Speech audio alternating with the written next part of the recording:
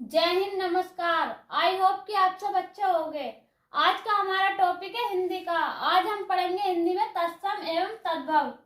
आज हम तत्सम एवं तद्भव के बारे में जानेंगे क्या है। तो चलिए देखते हैं इसकी परिभाषा के बारे में। देखते हैं तत्सम की।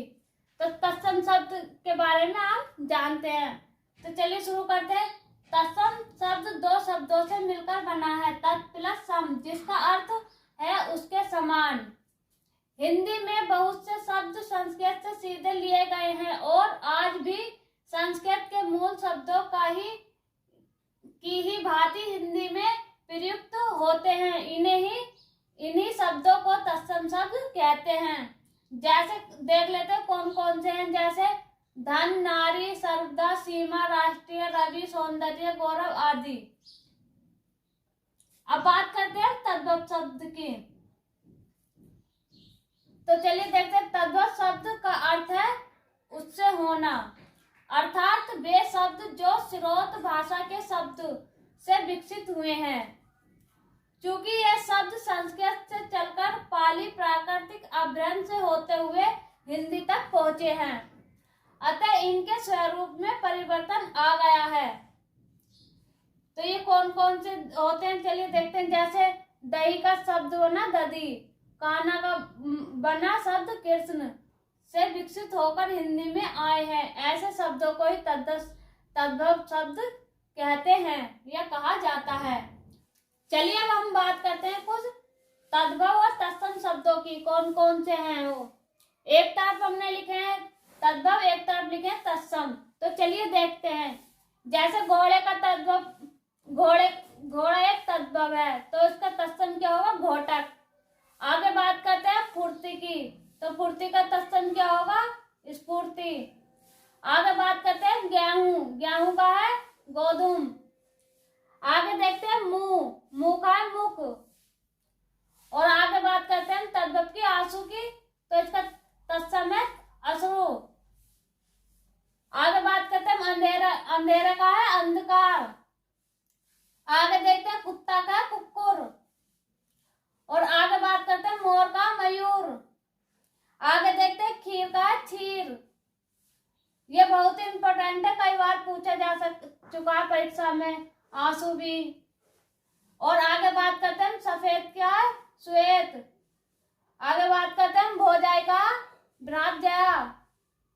आगे बात करते हैं मेघ का मेघ। और भोरा का है भिमरण। यह भी परीक्षा में कई बार पूछा जा चुका है। आगे बात करते हैं जेठ की, जेठ का ज्येष्ठ। आगे बात करते हैं कंधा का स्कंद। यह भी बहुत इंपॉर्टेंट है, यह भी परीक्षा में कई बार पूछा जा चुका है। याद करते हैं उपटन का ऊर्ध्ववर्तन। केला का कदली। ये भी कई बार परीक्षा में पूछा जा चुका है। अब बात करते हैं पसीना का पिरसन। यह भी इंपॉर्टेंट है। और कपास का करपस। और यहाँ पे हम बात करते हैं ओझा का उपाध्याय। यह तो बहुत ही महत्वपूर्ण है। और चांद का चंद। ब्याह का विवाह। काम का कर्म। आगे बात करते हैं कान्हा का कृष्ण। काज का है कार्य। आगे बात करते हैं अक्षर का अक्षर। यह भी परीक्षा में कई बार पूछा जा चुका है। और आशीष का आशीष। करोड़ का कोटि। और परख का परीक्षा। यह भी इंपॉर्टेंट है। और आंख का अक्षी। आंख का भी कई बार परीक्षा में पूछ लिया गया है। अब देखते हैं हम आगे। दाहिना का है दक्षिण। और कंगन का है कंगड़। आगे बात करते हैं विभूत का विभूति। आगे देखते हैं मृत्यु, मौत का है मृत्यु। आगे बात करते हैं गवार का है ग्रामीण। और आगे बात करते हैं कान का है कण। ये बहुत महत्वपूर्ण है। और साखी का है साक्षी। और सावन का है श्रावण। ये भी इंपॉर्टेंट है। भगत का भक्त। भों का भू। और मक्खी का मिक्छिका। ये भी बहुत इंपॉर्टेंट है। बांसुरी का बंसी। ये भी इंपॉर्टेंट है परीक्षा की दृष्टि से। सरसों का सरपण। यह भी परीक्षा में पूछा जा चुका है। बत्त का बच्चा। यह भी परीक्षा में कई बार पूछा जा चुका है। देवर का द्विवर। ये भी इम्पोर्टेंट है। मक्खन का मक्खन, ये भी बहुत इम्पोर्टेंट है। सारे में इम्पोर्टेंट ही लेकर आई हूँ, सारे शब्द इम्पोर्टेंट है जो परीक्षा में।